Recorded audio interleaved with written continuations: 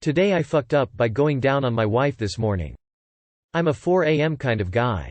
I'm up and ready pretty much as soon as my eyes open. My foo started last night though. I told the wife we should have some fun after she gets off work.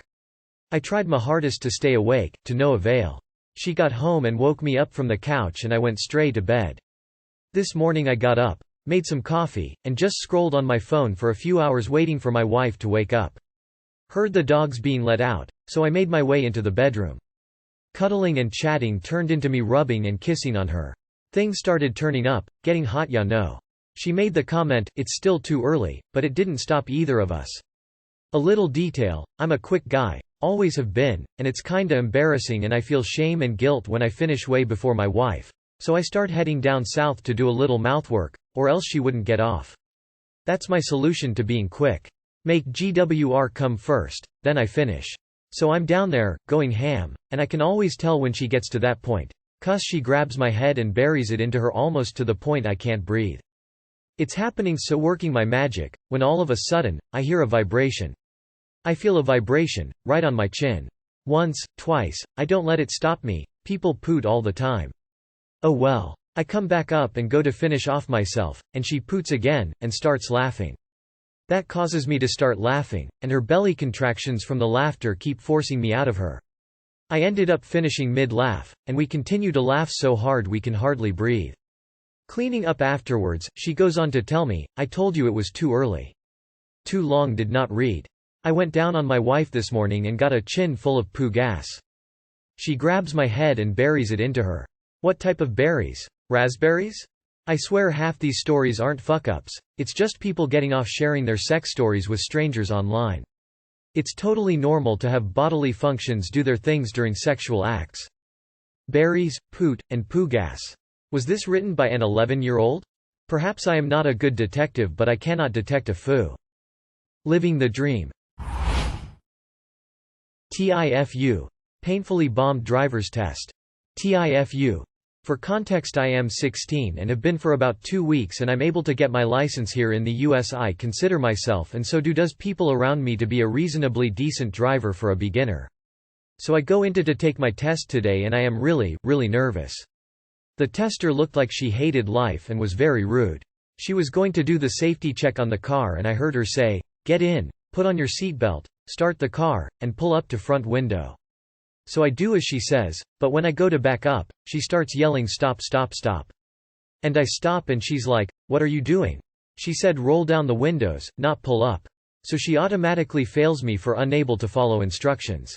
My nerves got the best of me and I wasn't able to hear her correctly. I am just so angry and disappointed in myself for such a utter fail and stupid move. It wasn't a mess up fail like I took a turn too hard or stopped too hard. The tester didn't even get in the car and I failed. So yeah, I'm pretty pissed. P.S. In no way am I saying this is the tester's fault or looking for excuses, I understand it is my fault. But she did look miserable. Too long did not read. I failed my driver's test within the first 2 minutes, without the tester even getting in the car, and I'm pissed at myself. Small update. Rescheduled the test for tomorrow, going to a different place as some suggested. Wish me luck. Okay, final update. For anyone that came back to this. I passed my driver's test with flying colors. The new tester was much nicer and way more laid back. I got no points off and got my BMV business taken care of today. And a new problem. My picture on my ID makes me look like the Grinch. So hoo-hoo. Gonna be my license picture till I'm 21. Long time since I was 16, but I recall my friend and I going in on the same day. I left and performed the test without issue until the very last turn. And I pulled the turn a little too fast and the wheels even squealed. And for the first time the entire ride the instructor pulled up his clipboard and made a mark.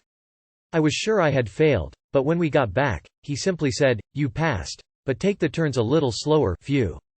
I get back and see my friend already there, and he said, "I didn't make it out of the parking lot. He told me to go left, and I went right, instant fail." Anyway, he took it again as soon as he could, and passed. We all make mistakes, you'll get through it. Best of luck. Don't beat yourself up. It seems like a big deal now, but it'll be okay. You'll take it again, and you'll pass. In 5 years, it'll be funny to you. Just take the test again. I failed at my first time for a made-up infraction that's not even supposed to be an auto-fail. Shit happens. I consider myself, and so does people around me. You consider yourself what? Learn this valuable lesson. When someone gives you instructions, pause and repeat them back, for verification. You get a do-over on this. Go be confident. Today I fucked up by not realizing someone was in the middle of being fired. This actually happened today. The company I work for is sometimes a little bipolar, and there is a tendency for us to move offices sometimes at what seems like a whim.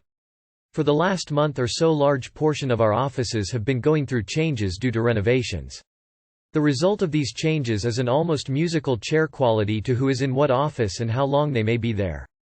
So yesterday, the newest area being renovated resulted in one of the women from that area being relocated to the office next to mine. Now we all have a tendency to be a little sarcastic and constantly give each other shit around the office. So today when I walked by the office next door and saw two managers and in there with the recently relocated woman, I didn't think much of it. Then I saw she was packing a box with her stuff. So of course my first thought was it's time for some ribbing. I poked my head in the office and loudly said, "Damn. They must not like you sharing an office over here if they are already kicking you out." Both managers immediately got horrified looks on their faces and started making gestures for me to get lost. That's when I realized the recently relocated woman was crying and packing her stuff because she had just been fired. I felt horrible and immediately slunk off to hide my face. To make it even worse, I didn't get a chance to apologize before she left the office. Too long did not read. Walked by the office cube next door to mine and made a sarcastic comment about the occupant packing her stuff for what I thought was her second office move in 24 hours, only to find out she was in the middle of being fired. 10 years from now you will still replay this scene in your mind as you lie in bed trying to go to sleep. Well, at least you know who's next. At one job, I made the joke comment, "Well, it's been nice working with you," anytime I saw someone being taken into a meeting with their manager. It turned out to not be a joke on 3 straight occasions before I stopped. My office is kind of tucked back in the building, away from the other offices. My boss stood outside my office, which does not have a door, it's not a traditional office space nor job, and fired someone. The guy was across the room and my boss still stood directly in front of me. It was super awkward and also kind of entertaining. Lol, dude hadn't shown up to work in weeks and tried to sneak in to grab his check. I'm still glad I didn't talk trash though. Well, that's wrong. The manager should pull the employee into their office or boardroom, not go hassle her in her shiny new office. Today I fucked up by naming our Wi-Fi router to mess with our neighbors. After my husband got out of the military, he decided to go back to college for a niche degree. The options for this degree left him attending a very conservative Christian college that is somewhat frequently in the news for being, well, themselves, I guess.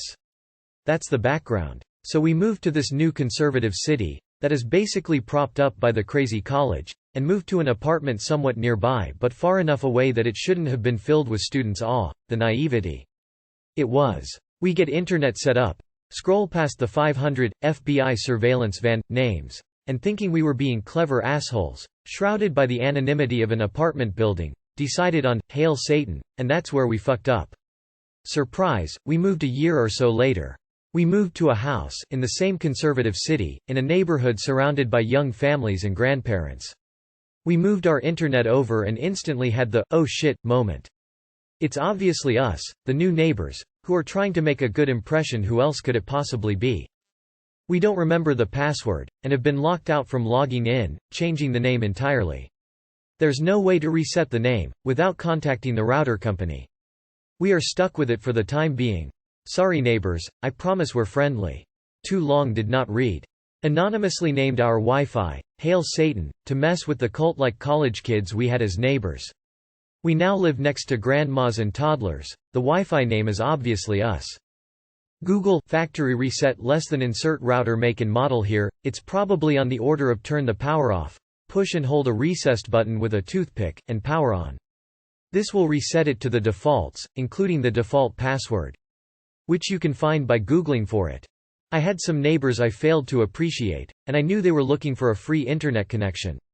I had a wireless router I wasn't using, so I named it Free Internet and sat it next to the wall closest to their house. Narrator. The router was not connected to the internet. Once my stuff is connected to Wi-Fi, I'm not really looking for new connections. Chances of anyone noticing it over a couple days isn't super high, also probably wouldn't know how long it had been there. The real noticeable thing is the strength of the signal. People have always been able to figure out who it is if they were curious. Other than that, how do you like Lynchburg? One of our neighbors changed theirs to, pick up your dog shit. Bless their hearts.